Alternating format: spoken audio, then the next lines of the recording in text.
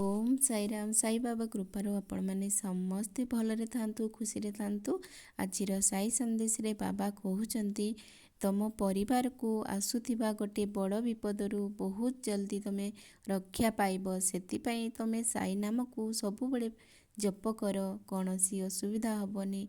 आगरू भी बहुत बड़ विपद आसीथिला ना, से विपद टली जाइछि। जेमिति विपद आसुछि ना सेमिति सबु विपद टली जिवो। जेमिति तमे मो नाम को सकाळु संध्यारे नाम जप करूच, सेटा केबे भी छाड़बनी। मो भितरे तमे साई साई नाम को जप कर। संसार रे घर करिछे माने विपद आसीबो, दुख सुख आसीबो, काम भी करूछ। हेले मु कहूनी समय बाहर करी मो नाम को जप कर। तमे मन भितरे सबुबले निरंतर जप कर ना, से विपद टली जिवो। आ मो आशीर्वाद सदा सर्वदा तुम परे अछि। सेतिलागी आसुथिबा विपद को मु तुमको दूर करने जाऊँगी। तमे चाहिले से विपद टली जिवो।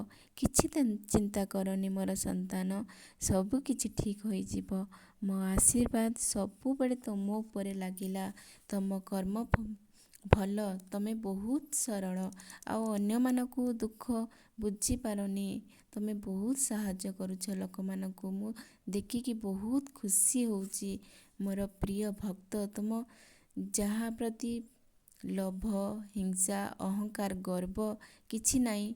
तुमे तम मन पवित्र, सेइथिपाई तम घरे बास करिबि मु। सबुबले तुम पाखे पाखे ही अछि। तुम घरे तमे जहा भी रोषेई करूछ ना, तुमे मो पाखरे प्रसाद लगेई दियो।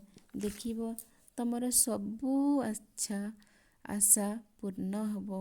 आ तुमे बहुत आगको जीवो। तुम घर परिवार समस्ते सुख रे रहिबे। आ तू बहुत खुशी हेबो। ओम साईराम।